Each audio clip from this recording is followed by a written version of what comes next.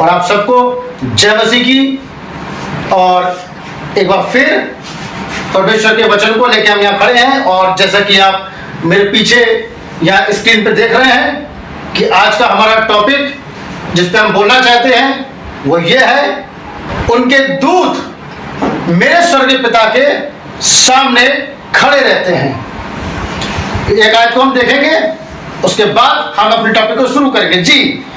और ये मत्ती की पुस्तक में पाया जाता है, मत्ती की पुस्तक और उसकी 10वीं आयत में ये पाया जाता है, जहां ये लिखा है, देखो तुम इन छोटों में से किसी को तुच्छ ना जानना, क्योंकि मैं तुमसे कहता हूं कि स्वर्ग में उनके दूत मेरे स्वर्गीय पिता का मुंह सदा देखते रहते हैं जी। क्या मेरी बात को समझे? जैसा कि हमने इस आयत में पढ़ा भी, इस आयत में लिखा है कि तुम इन छोटों में से छोटों को तुच्छ ना जानना, क्योंकि इनके दूत मेरे स्वर्गीय पिता के चेहरे को देखते रहते हैं। दूसरे शब्दों में परमेश्वर के सम्मुख उपस्थित रहते हैं। कहां पे? स्वर्ग में इनके दूत। और जैसा कि बहुत से प्रचारकों का मानना यह है कि भाई ये तो छोटे बच्चों के लिए कहा जा रहा है कि इन छोटे बच्चों के समान बनो, क्योंकि इनके दूत होते हैं। तो क्या छोटे बच्चे जब बड़े हो जाते हैं तो उनके दूत गायब हो जाते हैं? ये छोटे बच्चों के लिए नहीं है, बाइबल छोटे बच्चों के लिए नहीं है। हाँ, बाइबल ये जरूर बताती है कि बालकों के समान तुम्हारा हृदय होना चाहिए, लेकिन बाइबल कभी भी ऐसा नहीं है कि छोटे बालकों के लिए हो। बाइबल सियानों के लिए है, जो पाप को और पुण्य को, अच्छे और बुरे को अच्छी तरह समझ सके जी। और कुछ लोगों का मानना यह है कि भाई ये छोटे से छोटे जो लोग हैं, ये उनके लिए कहा गया है, गरीबों के लिए कहा गया है, ये भिखारियों के लिए कहा गया है कि उन पे दया करो, तुम पे भी दया की जाएगी। परमेश्वर ने दया करने के लिए कहा है, लेकिन छोटे से छोटों को भिखारियों के साथ ना जोड़ें, अपाहिजों के साथ ना जोड़ें, कोड़ियों के साथ ना जोड़ें, क्योंकि बाइबल कहते हैं उनके दूत। तो क्या हमारे दूत नहीं, वरन कोड़ियों के दूत या भिखारियों के दूत? जी नहीं, इसका भेद गंभीर है। और आज हम इसी भेद को लेकर के यहां खड़े हैं। आखिर ये छोटे से छोटे कौन हैं जिनके दूत परमेश्वर के सामने खड़े रहते हैं? आज हम इसी बात को देखेंगे। सबसे पहले यह हमारे सामने दो चीजें आती हैं। नंबर 1 छोटे से छोटे, नंबर 2 उनके दूत। यह दो चीजें हैं, छोटे से छोटे पृथ्वी पर और उनके दूत स्वर्ग में। ध्यान देने योग्य बात है, छोटे से छोटे पृथ्वी पर और उनके दूत स्वर्ग में, यानी कि एक ही शख्सियत के दो रूप। पृथ्वी पर वो एक छोटे से छोटे के रूप में है, जिनको प्रभु कह रहा है इनको तुच्छ मत जानना, मगर स्वर्ग में उनका फल कितना बड़ा है कि उनके दूत परमेश्वर के सामने खड़े हुए हैं। क्या आप जानना चाहेंगे छोटे छोटे कौन हैं? आइए हम मत्ती की पुस्तक को निकाल लेते हैं। मत्ती की पुस्तक में जब आप जाएंगे तो उसकी 31वीं आयत में क्या लिखा है जी। अब देखिए मत्ती की पुस्तक उसका 25वां अध्याय और उसकी 31वीं आयत में क्या लिखा है, देखिए हम पढ़ते हैं इसको। जब मनुष्य का पुत्र अपनी महिमा में आएगा और सब स्वर्गदूत उसके साथ आएंगे, तो वह अपनी महिमा के सिंहासन में विराजमान होगा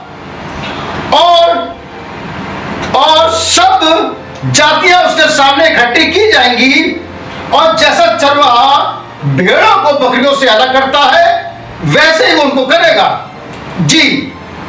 और वह भेड़ों को अपनी दाहिनी ओर और बकरियों को अपनी बाईं ओर खड़ा करेगा जी।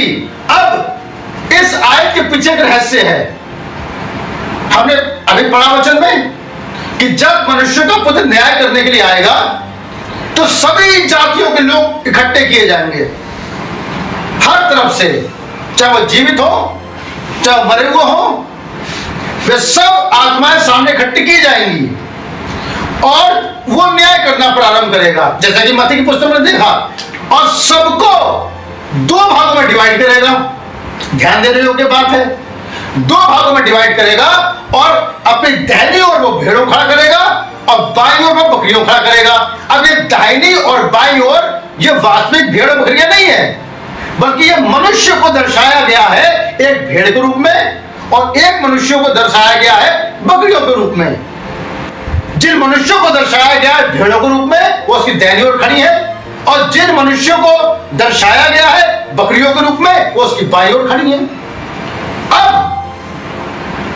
वो न्याय करना शुरू करता है, और देखिए न्याय किस आधार पे हो रहा है। और वो कहता है कि हे मेरे पिता के धन्य लोगों, किससे कहता है? भेड़ों से। हे मेरे पिता के धन्य लोगों, आप परमेश्वर के राज्य के वारिस हो। क्यों? क्योंकि जो तुमने मेरे इन छोटे से छोटे भाइयों के साथ किया वो मेरे साथ किया। अब भेड़ वाला ग्रुप पूछता है, भाई हमने तेरे साथ क्या किया? प्रभु कहता है, मैं भूखा था तुमने मुझे खाना खिलाया, मैं प्यासा था तुमने मुझे पानी पिलाया, मैं जेल खाने में तो तुम मुझसे मिलने आए, मैं बंदी गृह में था तुम मेरे पास आए। भेड़ वाला ग्रुप पूछेगा, हे प्रभु हमने कब तुझे भूखा, प्यासा, बंदी गृह में या नंगा देखा? और तब परमेश्वर एक अजीब सी बात उनके सामने बोलेगा। वो अजीब सी बात क्या है? आप ध्यान से देखें कि आधे लोग तो भेड़ों में खड़े हैं, आधे लोग बकरियों में खड़े हैं पूरी दुनिया के, लेकिन एक अजीब सी बात वो बोलने जा रहा है और कह रहा है, वो पूछे हमने कब तुझे देखा और तुझे हमने खिलाया, तुझे पिलाया? तब वो कहेगा जो तुमने मेरे इन छोटों से छोटों की ओर। आप ध्यान देने योग्य बात है, आधे भेड़ में खड़े हैं, आधे बकरी में खड़े हैं, तो यह कौन सा झुंड एक है जिनकी ओर, यानी कि तीसरा झुंड है जिसकी ओर परमेश्वर इशारा करके कह रहा है जो तुमने मेरे इन छोटे से छोटे भाइयों के लिए किया वो मेरे लिए किया। जबकि भेड़ वाला ग्रुप भी खड़ा हुआ है, बकरी वाला ग्रुप भी खड़ा हुआ है, लेकिन एक तीसरा झुंड और है। ये ना तो भेड़ के ग्रुप में है ना बकरी के ग्रुप में है, लेकिन ये झुंड है, ये छोटे से छोटे लोगों का झुंड है, जिसके बारे में अभी थोड़ी देर पहले हमने यीशु मसीह के मुंह से सुना था कि तुम छोटों में से छोटो किसी को तुच्छ मत जानना, क्योंकि इनके दूत मेरे पिता के सामने खड़े रहते हैं। अब आपको जानना यह होगा कि जब बकरियों वाले झुंड ने पूछा प्रभु हमने तुझे कब देखा और हमने तुझे पानी नहीं पिलाया, हमने तुझे खाना नहीं खिलाया, तब वो कहेगा कि जो तुमने छोटे से छोटों के साथ किया वो मेरे साथ किया। यानी तुमने इनकी बेइज्जती करी तो मेरी बेइज्जती करी। उनका न्याय किस आधार पे हो रहा है? केवल इन छोटों से छोटों के चक्कर में। अगर तुम इन छोटे छोटों का ख्याल रखते, इनको पानी पिलाते, इनकी बातों को मानते, क्योंकि मैंने कहा था कि मैं अपने सेवकों को भेज रहा हूं। ये छोटे छोटे कौन लोग हैं? ये तुम्हारे पास हो सकता है कोई नबी का संदेश लेके आए हो, ये तुम्हारे पास कोई वचन की बातें लेकर के आए हो, लेकिन तुमने अपने रीति रिवाजों में फंस के अपने दिमागी उपज से इनकी बात को ठुकरा दिया और इन्होंने इनकी बात को स्वीकार कर लिया। जिन्होंने इनकी बात को स्वीकार कर लिया ये मैंने भेड़ों के रूप में खड़े करे हैं और ये मेरे पिता के राज्य प्रवेश करेंगे। लेकिन तुमने जो इन छोटों से छोटों की बातों को नहीं सुना, इनकी बातों में ध्यान नहीं दिया, इनको तुच्छ जाना, जबकि मैंने कहा था इनको तुच्छ मत जानना, क्योंकि इनके दूत मेरे पिता के सम्मुख खड़े रहते हैं। क्या मेरी बात समझ पा रहे हैं?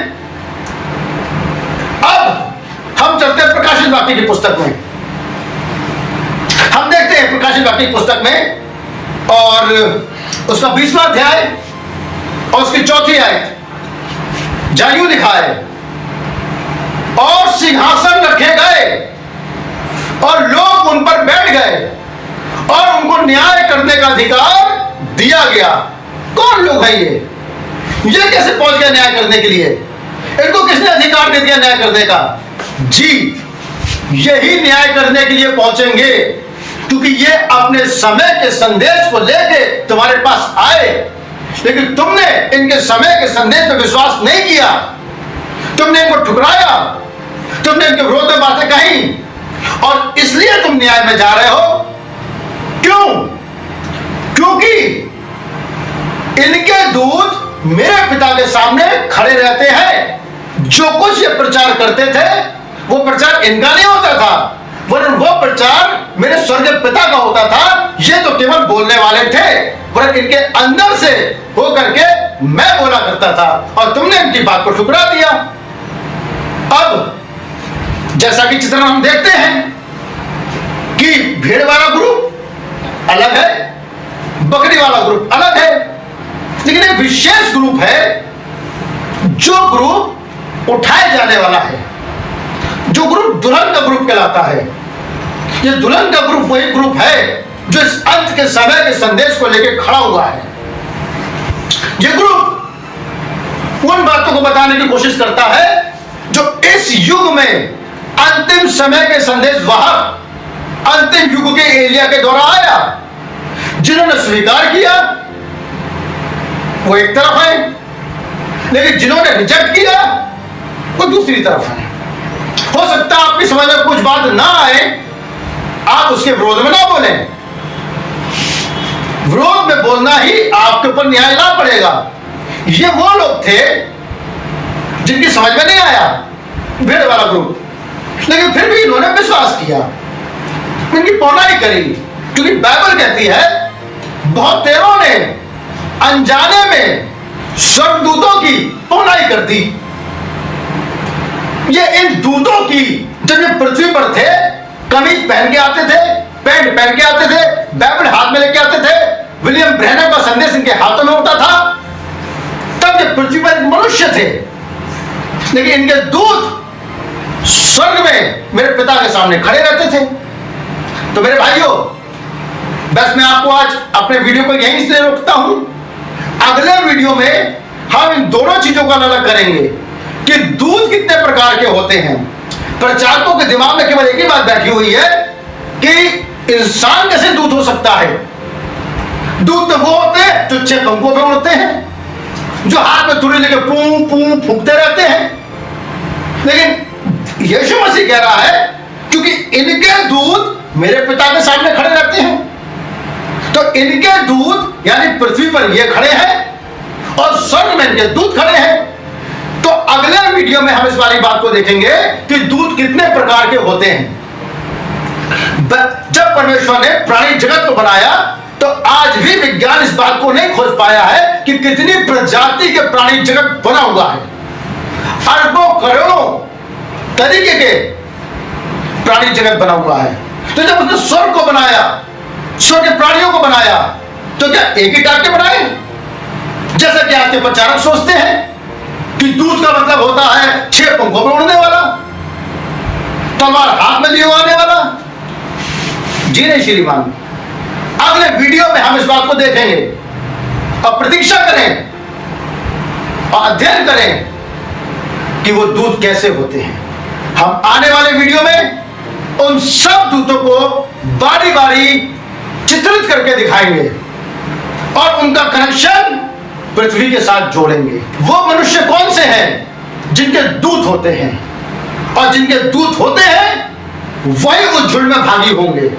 जिनके पास एक प्रकाशन है कि एक मेरा शरीर है और एक मेरा दूत है, वो तीसरे झुंड के भागी होंगे। लेकिन जिनके पास एक प्रकाशन नहीं है कि हमारा कोई दूत भी है, वो विश्वास के द्वारा भेड़ में तो जाएंगे लेकिन दुल्हन में नहीं जाएंगे।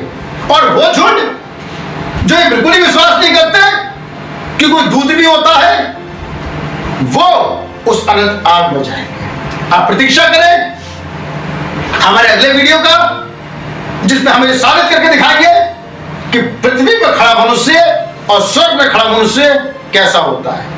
एक उदाहरण के साथ मैं अपनी बात को खत्म करना चाहता हूं। जब पतरस जेल खाने में था और लोग लौ लगा के उसके लिए प्रार्थना कर रहे थे, पतरस की बेड़ियां टूट गई।